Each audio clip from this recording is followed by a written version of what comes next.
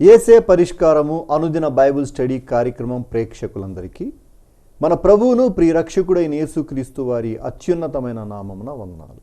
ప్రభువునందు ప్రియ దేవుని బిడ్డలందరికీ కూడా పునరుత్థాన పండుగ శుభాకాంక్షలు తెలియజేస్తూ ఉన్నామండి. ఈ దినపు ఎపిసోడ్కు ఆర్థిక సహకారం అందిస్తున్న వారు చాణిక్యపురి కాలనీ నివాసితులు, ఒక విశ్వాసి, వారి కుటుంబ సభ్యులు. అలాగే ఈ దినపు ఈ ప్రత్యేక పునరుత్థాన పండుగ వర్తమానాన్ని Saint Joseph dental college correspondent father Bala గారు మనకు అందిస్తారు. మీరందరూ సిద్ధపడి ఉంటే ఫాదర్ బాలా గారు ఈ యొక్క వర్తమానాన్ని మీకు అందిస్తారు. యేసే పరిష్కారం ప్రేక్షకులకు ప్రభు అయిన యేసుక్రీస్తు పునరుత్థాన మహోత్సవ శుభాకాంక్షలు. Happy Easter. ఈరోజు మనం ప్రభు అయిన యేసుక్రీస్తు యొక్క పునరుత్థాన మహోత్సవాన్ని జరుపుకుంటూ ఉన్నాం. ప్రపంచవ్యాప్తంగా ఉన్నటువంటి క్రైస్తవులకు మాత్రమే ఈ పండుగ పరిమితం కావడం లేదు. యేసు మరణం సకల మానవాళికి సంబంధించినటువంటిది. సమస్త మానవజాతి పాప విమోచనానికై ప్రభు అయిన యేసు శిలువపై మరణించాడు అనేటటువంటి జగద్విదితమైన సత్యాన్ని ఈనాడు మనం మరలా ప్రకటిస్తూ ఉన్నాం. భూదిగంతాల వరకు ప్రభు అయిన యేసుక్రీస్తు ఉత్థానమయ్యాడు అనేటటువంటి సత్యానికి మనమందరం సాక్షులుగా మారుతూ ఉన్నాం. కానీ ఆనాడు యెరూషలేము నగరంలో ప్రభు అయిన యేసుక్రీస్తు యొక్క మరణ ఉత్థానాల చుట్టూ అల్లుకున్నటువంటి సందేశాలను, సన్నివేశాలను ఒకసారి మనం జ్ఞాపకం చేసుకుందాం. యేసు తన బహిరంగ పరిచర్య చివరికి బెతానియాలో మరణించిన లాజరును తిరిగి లేపడంతో చాలా ప్రచారాన్ని పొందాడు. కుళ్ళిపోతూ ఉన్నటువంటి, సమాధి చేయబడి 4 రోజులైన తరువాత లాజరు మృతదేహాన్ని తిరిగి బ్రతికించడం అనేటటువంటిది ఆనాడు బెతానియా చేరినటువంటి యూదులందరినీ ఆశ్చర్యపరిచింది. ఆశ్చర్యపరచడం మాత్రమే కాదు, దేవుడు మాత్రమే ఇటువంటి గొప్ప అద్భుతాన్ని చేయగలడు అని వారు నిర్ధారణకు వచ్చి యేసును దేవుని కుమారుడిగా అంగీకరించారు. యోహాను సువార్త 11వ అధ్యాయం 45వ వచనంలో మనం చూస్తూ ఉన్నాం. మార్తమ్మ మరియమ్మలను ఓదార్చుటకు అక్కడకు వచ్చినటువంటి పలువురు యూదులు ఈ అద్భుతాన్ని చూసి యేసును విశ్వసించిరి. విశ్వాసం అనేటటువంటిది వారిలో మొలకెత్తింది. అందుకనే వారు యెరూషలేము వెళ్ళిపోయినా యేసు చేసినటువంటి అద్భుతం వారి మనసులో నుంచి చెరిగిపోలేదు. ఎప్పుడైతే యేసు పాస్కా పండుగకి యెరూషలేము వస్తూ ఉన్నాడని ఈ ప్రజలు విన్నారో, వారందరూ వేల సంఖ్యలో యెరూషలేము సరిహద్దుల్లోనికి వెళ్ళి యేసును గాడిద పిల్లపై ఎక్కించి చెట్ల ఆకులను, వస్త్రాలను దారి పొడవునా పరిచి చాలా వైభవంగా యెరూషలేము నగరంలోనికి తీసుకొని వచ్చారు. పాస్కా విందు జరుపుకునేటంత వరకు యేసు ఎక్కడెక్కడైతే యెరూషలేము నగరంలో తిరిగాడో అక్కడ కూడా ఈ ప్రజా సమూహం ఆయన్ను వెన్నంటి ఉన్నది. ఈ ప్రజా సమూహాన్ని చూచే ధర్మశాస్త్ర బోధకులు, ప్రధాన అర్చకులు యేసును బహిరంగంగా బంధించడానికి భయపడ్డారు. ఎలాగైతేనేమి ఆయన్ని గెత్సెమని తోటలో ఉండగా రహస్యంగా బంధించి పిలాతు న్యాయ తీర్పుకు గురి చేసి ఆయన్ని సిలువ ఎక్కించారు. ఎంతమంది యూదులైతే యేసును దేవుని కుమారుడు అని నమ్మారో అటువంటి వారందరికీ యేసు శిలువను మోసుకొని వెళ్ళడం, యేసు శిలువ పైన కొట్టబడటం మనస్కరించలేదు. వారు దానిని చూచి తట్టుకోలేకపోయారు. ఇప్పుడిప్పుడే వారు దేవుని కుమారుడిని నమ్ముతూ ఉన్నారు. అటువంటి దైవ కుమారుడు ఎందుకు శిలువ మీద ఇలాంటి నిస్సహాయ అసహాయ స్థితిలో ఉన్నాడు? ఆయన చేసినటువంటి అద్భుతాలను ఒకసారి చూసినట్లయితే ఆయన తలంచుకుంటే ఇప్పుడు ఏమైనా చేయగలడు. పుట్టుగ్రుడ్డివాడికి స్వస్థతనిచ్చినటువంటి ఈయన 4 రోజులై సమాధి చేయబడినటువంటి లాజరు యొక్క మృతదేహాన్ని తిరిగి లేపగలిగినటువంటి ఈయన అంత శక్తిమంతుడు తనను తాను ఎందుకు రక్షించుకోలేకపోతున్నాడు? వీళ్ళలో చాలామంది అనుకున్నారు ఆయన తప్పకుండా దిగి వస్తాడు అని. అందుచేతనే కొంతమంది ప్రాధేయపూర్వకంగా అడిగారు, నీవు ఎంతోమందిని రక్షించావు, ఎన్నో అద్భుతాలు చేశావు, ఇప్పుడు నీ శిలువ మీద నుండి దిగిరా, మాతో పాటు మిగిలినటువంటి వారు కూడా నీవు దైవ కుమారుడు అని అంగీకరిస్తారు. ఇవే మాటలతో మిగిలినటువంటి యూదులు సైనికులు ఆయన్ని పరిహసించారు. ఇతరులను రక్షించడం వచ్చినటువంటి నిన్ను నీవు రక్షించుకోవడం చేత కాకపోయిందా? నీవు దేవుని కుమారుడు అయితే దిగిరా అంటే ఒక అద్భుతాన్ని వాళ్ళు చూస్తూ ఉన్నారు. ఆనాడు యేసు సిలువ వేయబడినటువంటి ఆ స్థలం చెంతకు యెరూషలేముకి వచ్చినటువంటి వివిధ ప్రదేశాల ప్రజలు, వాళ్ళల్లో గ్రీకు మాట్లాడేటటువంటి వాళ్ళు ఉన్నారు, హీబ్రూ మాట్లాడేటటువంటి వాళ్ళు ఉన్నారు, రోమన్లు అయినటువంటి వారు లతీను మాట్లాడుతూ ఉన్నారు. అందుచేతనే పిలాతు యేసు శిలువ పైభాగంలో నజరేయుడైన యేసు యూదుల రాజు అనేటటువంటి ఫలకాన్ని 3 భాషల్లో వ్రాయించి ఉంచాడు, లతీను, హీబ్రూ, గ్రీకు భాషల్లో. అక్కడికి వచ్చినటువంటి గ్రీకు దేశీయులు, గ్రీకు మాట్లాడేటటువంటి యూదులు యేసు దైవ కుమారుడు అనే విషయాన్ని వాళ్ళు విన్నారు. కానీ ఆయన శిలువ మీద మరణించడాన్ని చూసి వాళ్ళు కూడా ఈయన మరణాన్ని ఒక వెరితనంగా భావించారు. దేవుడై ఉంటే, దైవ కుమారుడై ఉంటే ఎందుకు ఆయన మరణించాలి?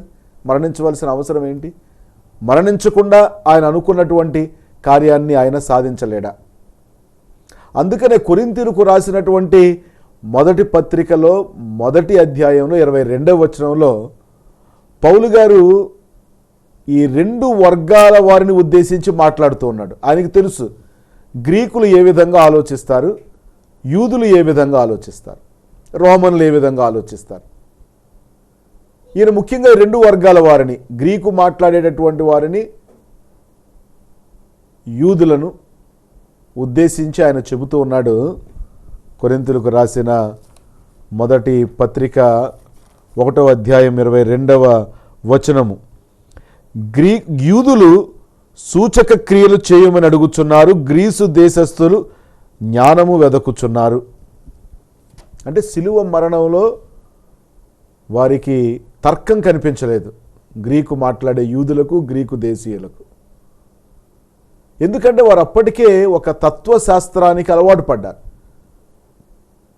అరిస్టాటిల్, ప్లేటో, సోక్రటీస్ లాంటి మహాతత్వవేత్తలు జన్మించినటువంటి గ్రీకు నాగరికతలో జ్ఞానానికి పెద్దపీట వేసేవారు. ఏ పని చేసినా అది జ్ఞానానికి సంబంధించి, ఆ పనిలో ఒక వివేకం కనిపించాలి, ఒక తర్కం కనిపించాలి. అప్పుడే ఆ విషయాన్ని గురించి వాళ్ళు బోధించేవాళ్ళు, లేదా వినేవాళ్ళు, నమ్మేవాళ్ళు. భూమి ఎందుకు గుండ్రంగా ఉంది, బల్లపరుపుగా ఎందుకు లేదు, సూర్యునికి భూమికి ఉన్నటువంటి సంబంధం ఏంటి, భూమి తన చుట్టూ తాను తిరుగుతూ ఉన్నదా లేక ఇంకొక రకంగా జరుగుతూ ఉన్నదా ఈ ప్రక్రియ, ఇలాంటి విషయాల మీద చాలా ఆసక్తితో వాళ్ళు జ్ఞాన సంబంధమైనటువంటి విషయాలను మీద తమ సమయాన్ని ఎక్కువగా వెచ్చించేవారు. అటువంటి వారికి యేసు మరణంలో తర్కం కనిపించలేదు. అందుకనే పౌలు గారు అంటూ ఉన్నాడు, అయ్యలారా, తర్కానికి అందనటువంటివన్నీ అసత్యాలే అని నమ్మడం వెర్రితనం కాదా? తర్కానికి అందని సత్యాలు కొన్ని ఉంటాయి, కొన్ని ఉన్నాయి. వాటిని విశ్వాసం ద్వారా మాత్రమే మనం తెలుసుకోగలుగుతాం, అంగీకరించగలుగుతాం. అయినప్పటికీ మీ భాషలోనే మాట్లాడదాం. తర్కంతోనే ఈ విషయాన్ని గురించి నేను మీతో మాట్లాడతాను. యేసుక్రీస్తు ఈ లోకంలో జన్మించాడు అనే విషయం సత్యమే కదా. ఆయన ఈ లోకంలో జీవించాడు అనేటటువంటిది కూడా సత్యమే కదా. మీ కళ్ళ ఎదుటే ఆయన శిలువ మీద మరణించడం కూడా సత్యమే కదా. ఆ తరువాత జరిగినటువంటి విషయాలు ఏమై ఉంటాయో మీరు ఆలోచించారా? ఆయన శరీరాన్ని శిలువ మీద నుండి దింపి ఎవరో ఎత్తుకొని వెళ్ళిపోలేదు.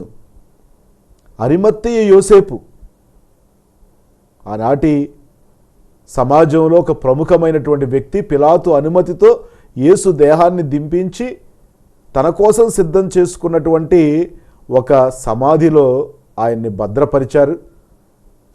ఎవరైనా ఎత్తుకుపోయే ప్రమాదం ఉందన్న విషయాన్ని ముందుగానే వాళ్ళు శంకించి ఆ సమాధి మీద ఉన్నటువంటి బండరాయికి గొలుసులు వేసి రాజముద్రను కూడా వేసి కావలి వారిని కాపులాగా ఉంచారు. మరి యోహాను సువార్త 20వ అధ్యాయం ప్రారంభ వచనం ఏమని చెబుతుంది? ఆదివారమును ఇంకనూ చీకటిగా ఉన్నప్పుడు మగ్దలేన మరియ పెందలకడ సమాధి యొద్దకు వచ్చి సమాధి మీద ఉండిన రాయి తీసివేయబడి ఉండుట చూచెను. అంట ఎంతోమంది శ్రమిస్తే తప్ప ఆ గొలుసుల్ని లాగడం సాధ్యం కాదు, బండరాయిని దొరలించడం సాధ్యం కాదు.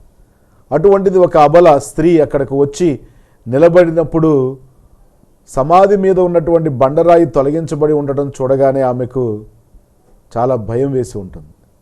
లోనికి చూస్తే నార వస్త్రాలు చక్కగా చుట్టబడి ఉన్నాయి, మడత పెట్టబడి ఉన్నాయి. కానీ ఉండవలసిన యేసు మృతదేహం లేదు. ఒక ఖాళీ సమాధి ఆమెకు కనిపించింది. పేతురుకు యోహానుకు ఆమె విషయం చెప్పింది. వారు కూడా వచ్చారు, ఖాళీ సమాధిలోనికి వెళ్ళారు. వాక్యం ఏమని చెబుతూ ఉన్నది అంటే, ఖాళీ సమాధిలోనికి వెళ్ళినటువంటి యోహాను ఖాళీ సమాధిని చూచి నమ్మాడు. అప్పుడు మొదట సమాధి యొద్దకు వచ్చిన ఆ శిష్యుడు లోపలికి పోయి చూచి నమ్మాను. దేనిని చూచి నమ్మాడు? ఖాళీ సమాధిని చూసి నమ్మాడు. గ్రీకుల యొక్క తర్కం ప్రకారంగా ఒక ఖాళీ సమాధి ఏమని చెబుతుంది? సమాధి ఖాళీగా ఉంది అంటే అందులో ఉన్నటువంటి మృతదేహాన్ని ఎవరో ఎత్తుకొని వెళ్ళిపోయి ఉండాలి. కానీ అంత పకడ్బందీగా గొలుసులతో భద్రపరచబడినటువంటి సమాధిలో ఉన్నటువంటి ఆ మృతదేహాన్ని ఎవరైనా దొంగిలించే అవకాశం లేదు. మరి రెండవ అవకాశం ఏంటి అంటే ఆయన లేచి ఉండాలి. మొదటి అవకాశానికి రుజువులు లేవు. ఆయన మృతదేహం మరి ఎక్కడ కనిపించలేదు. ఎవరు కూడా ఫలానా చోట ఈ మృతదేహాన్ని మేము ఖననం చేశామని చెప్పలేదు. దానికి భిన్నంగా ఈ రెండవ అవకాశం, యేసు లేచి ఉంటాడు అనేటటువంటి అవకాశానికి ఎక్కువ రుజువులు ఉన్నాయి. ఎందుచేతనంటే ఉత్థానమైన క్రీస్తు ఆదివారం ఇంకా చీకటిగా ఉండగానే మగ్దలేన మరియకు, ఆ తరువాత అపోస్తులకు, మరలా 8 రోజులైన తర్వాత మరలా ఈ అపోస్తులకు ఇంకా అనేక మందికి కనిపించినట్లుగా కొరింథీయులకు రాసిన మొదటి పత్రిక 15వ అధ్యాయం ప్రారంభపు వచనాల్లో పౌలు గారు చెబుతున్నారు. 500 మందికి పైగా ఒకేసారి ఆయన దర్శనమిచ్చాడు. కట్టకడన అయోగ్యుడనైన నాకు కూడా ఆయన దర్శనమిచ్చాడని చెప్పి పౌలు గారు యేసు ఉత్థాన దర్శనాల యొక్క మహిమను, గొప్పతనాన్ని ప్రకటిస్తూ వాటిని రుజువులుగా గ్రీకులకు చూపించాడు. అలాగే యూదులతో ఆయన ఏమంటూ ఉన్నాడంటే, యేసు మరణం మనకి ఆటంకమని ఎందుకు అనుకుంటున్నామంటే, ఇన్ని అద్భుతాలు చేసినటువంటి వ్యక్తి ఆయన ఎందుకు శిలువ మీద దిగి రాలేకపోయాడు? ఆయన దేవుడు అని చెప్పడానికి మనకి ఇది ఒక ఆటంకం అయ్యింది ఆయన శిలువ మరణం అని యూదులు అనుకుంటూ ఉన్నారు. కానీ ఒక్కసారి ఆలోచించండి. లూకాసు వార్త 24వ అధ్యాయం 27వ వచనంలో ఎమ్మావు మార్గంలో ఉన్నటువంటి శిష్యులకు యేసు ఉత్థాన దర్శనాన్ని అనుగ్రహిస్తూ, మోషే మొదలుకొని ప్రవక్తలందరూ ఈయన మరణాన్ని గురించి, ఉత్థానాన్ని గురించి చేసినటువంటి ప్రవచనాలను వివరించాడు. యేసు మరణం యాదృచ్ఛికంగా జరిగింది కాదు, పరిశుద్ధ గ్రంథంలోని ప్రవక్తల లేఖనాలను అనుసరించి జరిగింది. ఇది దేవుని ప్రణాళిక. ఏ మెస్సయ్య కొరకైతే మీరు ఎదురు చూస్తూ ఉన్నారో ఆ మెస్సయ్య ఈ క్రీస్తే కనుక ఈయన దైవ కుమారుడే. అయితే యేసు మరణం వలన ఆయన దైవ కుమారుడు కాదు అనే సందేహం మీకు రావలసిన అవసరం లేదు. ఎందుచేతనంటే ఇది ఒక ప్రణాళిక, రక్షణ ప్రణాళిక. మానవుడైనటువంటి తొలి మానవుడైనటువంటి ఆదాము చేసినటువంటి పాపానికి విరుగుడుగా ప్రాయశ్చిత్తంగా ఆదామే ఒక బలిని దేవునికి సమర్పించాలి. కొన్ని వేల సంవత్సరాలుగా ఈ ప్రక్రియ యెరూషలేము దేవాలయంలో కూడా కొనసాగుతూ వచ్చింది. కానీ ఈనాడు ఒకే ఒక శాశ్వతమైనటువంటి బలిని అర్పించే విధంగా దేవుడు తన కుమారుణ్ణి ఈ లోకంలో ఆదాముకి జన్మించేలాగా చేశాడు, అనగా మానవుడిగా జన్మించేలాగా చేశాడు. ఆ తొలి ఆదాము వలన పరలోకపు ద్వారాలు మూసివేయబడితే ఈ మలి ఆదాము, రెండవ ఆదాము అంటూ ఉన్నాం క్రీస్తుని. ఈయన విధేయత ద్వారా శిలువ మరణంలో తనను తాను సంపూర్ణంగా తండ్రికి సమర్పించుకున్నందువలన ఆ బలి ద్వారా యేసుక్రీస్తు లోకానికి రక్షణను తీసుకొని వచ్చాడు.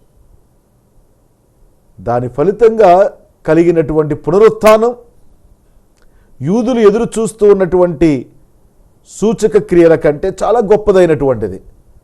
ఎర్ర సముద్రాన్ని రెండుగా చేల్చడం కంటే, అరణ్యంలో మన్నాను కురిపించడం కంటే, బండల నుంచి నీళ్లను ఏరులుగా పారించడం కంటే యేసు పునరుత్థానం చాలా గొప్ప సూచక క్రియ, గొప్ప అద్భుతం. కనుక మీరు ఏదైతే కోరుకుంటూ ఉన్నారో అది ఇక్కడ జరిగింది. అయితే యేసు పునరుత్థానం కొరకు ఈ ప్రక్రియలో పాలు పంచుకోలేదు. ఆయన యొక్క ధ్యేయం అంతా కూడా శిలువ మరణమే. శిలువ మీద మరణించడం ద్వారానే సమస్త మానవ జాతి యొక్క పాపాలకు విమోచనాన్ని ఆయన కలిగించగలడు. ఆయన మరణించి తీరాలి. ఈ మరణం యేసుక్రీస్తే స్వచ్ఛందంగా తన ఆత్మ శరీరాలను తన తండ్రి చేతుల్లో ఉంచుతూ అర్పించుకున్నటువంటి స్వీయ బలి. అందుచేతనే ఈ బలిలో ప్రభువు చేసినటువంటి ఈ అర్పణ, సమర్పణ, స్వీయ అర్పణ నా భూతో నా భవిష్యతి, ఇంతకు ముందెన్నడూ లేదు, ఇంతకు ముందెప్పుడూ ఉండదు, అవసరమే లేదు. ఈ ఒకే ఒక శాశ్వతమైనటువంటి బలి ద్వారా దేవుడు లోకాన్ని తనతో సఖ్యపరుచుకున్నాడు. ఆదాము చేసిన పాపము నుండి మానవ జాతి సమస్తానికి విమోచనాన్ని కలుగచేశాడు. యేసు యొక్క ధ్యేయం శిలువ మరణమే. ఆదికాండం 22వ అధ్యాయంలో మోరియా పర్వతాన్ని ఎక్కుతూ ఉన్నటువంటి అబ్రహాము వెనుక కట్టెలతో నడుస్తూ ఉన్నటువంటి ఇస్సాకు అడుగుతూ ఉన్నాడు, నాయనా అని పిలవగానే అబ్రహాము ఇస్సాకు వైపు తిరిగి, ఏంటి కుమారా అన్నాడు. ఇస్సాకు అడుగుతూ ఉన్నాడు తండ్రిని, నాయనా చేతిలో కట్టెలున్నాయి, కత్తి ఉన్నది, మరి బలి అర్పించే గొర్రెపిల్ల ఎక్కడా అని. అబ్రహాము మౌనంగా రోదిస్తూ బయటికి కనిపించని ఆ విషాదాన్ని లోపలే దాచుకొని లోపలే అనుకుంటూ ఉన్నాడు, కుమారా నీవే ఆ గొర్రెపిల్ల, నీవే ఆ బలి వస్తువు అని. అబ్రహాముకు తెలియదు దేవుడు ఇస్సాకు స్థానంలో ఒక గొర్రెపిల్లను సిద్ధపరిచి ఉన్నాడని. కానీ అనుకోకుండా యెహోవా ఈరే, దేవుడే సమకూరుస్తాడు అన్నాడు. ఇప్పుడు కల్వరి కొండ ఎక్కుతూ ఉన్నటువంటి యేసుక్రీస్తు తన తండ్రితో సంభాషిస్తూ ఉన్నాడు, నాయనా ఈ బలి అర్పణ సమయం వచ్చింది, బలి వస్తువు ఏది అంటే దేవుడు తన కుమారుడితో సంభాషిస్తూ ఉన్నాడు. యేసు శిలువ మీద పలికిన 7 మాటల్లో ఆఖరి 4 మాటలు తండ్రితో ఆయన యొక్క సంభాషణ. నాయనా ఎక్కడ బలి వస్తువు అంటే తండ్రి చెబుతున్నాడు, కుమారా నీవే ఆ బలి వస్తువు, నీవే యాజకుడివై నీవే బలి వస్తువై ఈ బలిని అర్పించవలసి ఉన్నది. యేసు సంతోషంగా ఈ బలిని అర్పించాడు. యేసు శిలువ మరణం యొక్క అర్థం ఏంటంటే సమస్తము సమాప్తమైనది. తండ్రి తనకు అప్పగించిన కార్యం సమాప్తమైనది, సంపూర్ణంగా నెరవేర్చాడు. Machine is completed. ఇప్పుడు మరణించిన తరువాత ప్రభువు మౌనంగా రోదిస్తూ తన తండ్రితో సంభాషిస్తూ ఉన్నాడు. నాయనా, నీవు చేయమన్నటువంటి పనిని నేను సంపూర్తిగా చేశాను, అంతయు సమాప్తమైనది. ఇప్పుడు నా ఆత్మను నీ చేతుల్లోనికి అప్పగించుకుంటూ ఉన్నాను.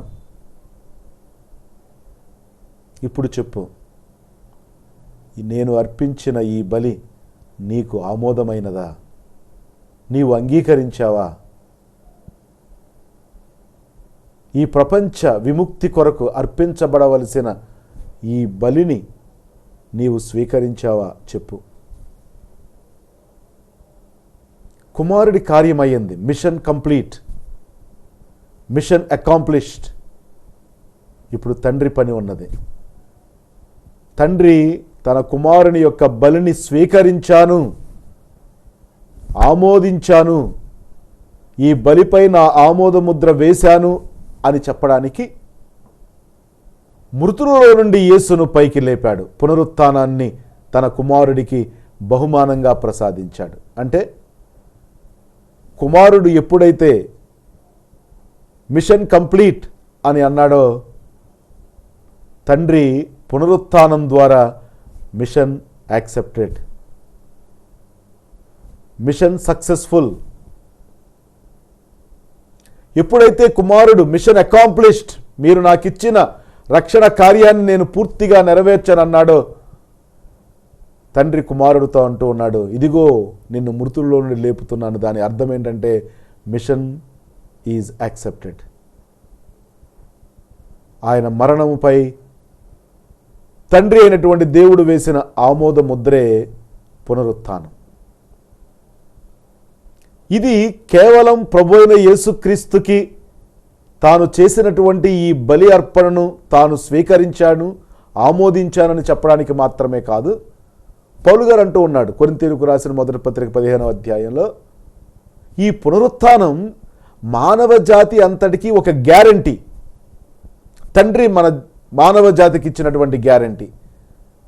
ఆ గ్యారంటీ ఏంటంటే తన కుమారుడైనటువంటి యేసుక్రీస్తు మన అందరి తరపున ఏకైక శాశ్వతమైన తిరుగులేని బలిని సమర్పించాడు గనుక ఆయనలో విశ్వాసం ఉంచినటువంటి వారు ఆయన మరణంలో కూడా భాగస్థులవుతూ ఉన్నారు. కాబట్టి తన కుమారుడికి ఏదైతే తండ్రి ప్రసాదించాడో మిషన్ యాక్సెప్టెడ్, మిషన్ సక్సెస్ఫుల్ అని, దానినే మనందరకు తండ్రి ఇవ్వబోతూ ఉన్నాడు. మనం అందరం కూడా దానికి వారసులమగుతూ ఉన్నాం.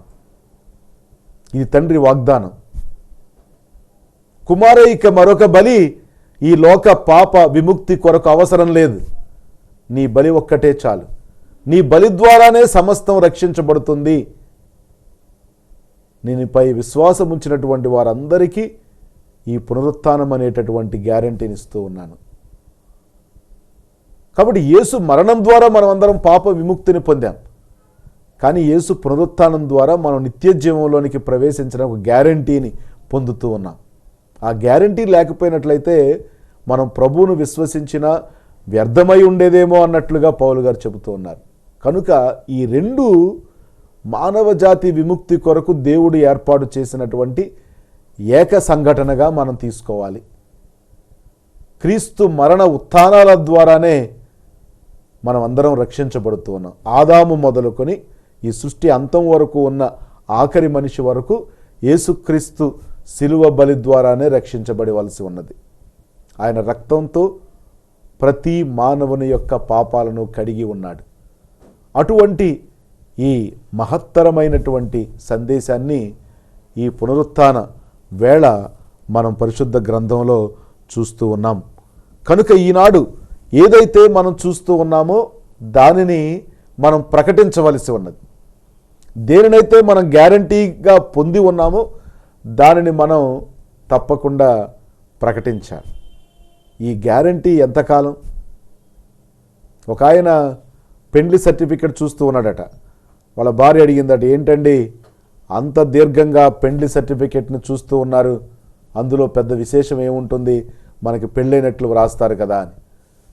ఆయన అడిగాడంట పాస్టర్ గారిని, అయ్యా అంతా బాగానే ఉంది, ఇందులో ఎక్స్పైరీ డేట్ వేయలేదు అని. దానికి ఎక్స్పైరీ డేట్ లేదు.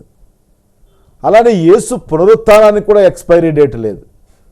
ప్రభు యొక్క పునరుత్థానం ఆదాము మొదలుకొని ఆఖరి మనిషి వరకు, జన్మించబోయే ఆఖరి మనిషి వరకు కూడా యేసు మరణ పునరుత్థాన ఫలితం అందించబడుతూ ఉన్నది. ఇది లేకుండా ఏ మానవుడు కూడా రక్షణను పొందలేడు. ఆ సత్యాన్ని మనం ప్రకటించవలసి ఉంది. అపోస్తుల కార్యాలు మనం చూసినట్లయితే పదే పదే అపోస్తులు చెప్పినటువంటి మాట, ఈ పునరుత్థానానికి మేము సాక్షులము, మేము దీనిని ప్రకటించబోతూ ఉన్నాము, మేము ఎవరికీ భయపడము, యేసు తిరిగి లేచాడు, దేవుడు తన కుమారుని మృతుల నుండి లేపాడు అనే దానికి మేము సాక్షులమని చెప్పి ఎంతో గొప్ప సాక్ష్యాన్ని ఇచ్చి తమ ప్రాణాలను సైతం వాళ్ళు విడిచిపెట్టారు. అలాంటి మహనీయుల రక్తంతో తడిసినటువంటి పవిత్రమైనటువంటి విశ్వాసం క్రైస్తవ విశ్వాసం. ఈ క్రైస్తవ విశ్వాసాన్ని పొందినటువంటి మనం అందరం గర్వంగా ఉత్థాన క్రీస్తుని ప్రకటించుకుందాం. యేసు లేచాడు అనేటువంటి సత్యంతో గుండెల నిండా ధైర్యంతో ఆయన మీద విశ్వాసంతో మన యొక్క జీవితాలను కొనసాగించుకుందాం. మీ అందరికీ మరొకసారి ఈస్టర్ పండుగ శుభాకాంక్షలు. ఆ ఉత్థాన క్రీస్తు మిమ్ములను మీ కుటుంబాలను సర్వదా దీవించి కాచి కాపాడాలని ప్రార్థిస్తూ ఉన్నాను. ప్రార్థించుకుందాం. ప్రేమగల మా దేవ, ఈ సంవత్సరం మీరు మాకు ప్రసాదించిన క్రీస్తు ఉత్థాన దినాన్ని బట్టి మీకు వందనాలు చెల్లిస్తూ, మరలా వచ్చే సంవత్సరం కూడా ఇదే రోజున ఈ మహోత్సవంలో వైభవంగా పాల్గొనే అవకాశాన్ని మాకందరకు దయచేయమని, యేసు మరణ పునరుత్థానాలను యేసు మరలా తిరిగి వచ్చే వరకు ప్రకటించే భాగ్యాన్ని యోగ్యతను మాకందరకు దయచేయమని మీ కుమారుడైన క్రీస్తు ద్వారా వేడుకొనుచున్నాము తండ్రి. ఆమెన్. సర్వశక్తిగల సర్వేశ్వరుడు పితా పుత్ర పవిత్రాత్మ మిమ్మందరినీ ఆశీర్వదించి కాచి కాపాడుదురుగాక. ఆమెన్. ప్రభువునందు ప్రియా దేవుని బిడ్డలారా, మీరు ఇప్పటి వరకు reverend father doctor P Bala గారు, correspondent saint Joseph's dental college Duggirala వారి సందేశాన్ని విన్నారు. ఈ వాక్యం మీలో ఫలించాలని ప్రార్థిస్తున్నాను. ఎపిసోడ్ సహకారము ఇచ్చిన కుటుంబం చాణక్యపురి కాలనీ వాస్తవ్యులు ఒక విశ్వాసి గారి కుటుంబం సహకారాన్ని ఇస్తున్నారు. దేవుడి కుటుంబాన్ని దీవించును గాక. ప్రార్థన. మమ్మల్ని మిక్కిలిగా ప్రేమిస్తున్న మా తండ్రి వందనాలు. ఈస్టర్ శుభాకాంక్షలు మా ప్రేక్షకులకు నిండుగా దయచేయము. యేసు నామమున అడుగుచున్నాము తండ్రి. ఆమేన్. మన తండ్రి అయిన దేవుని ప్రేమ, కుమారుడైన యేసయ్య కృప, పరిశుద్ధాత్మని అన్యోన్య సహవాసం సదాకాలం మనందరికీ తోడై ఉండును గాక. ఆమేన్.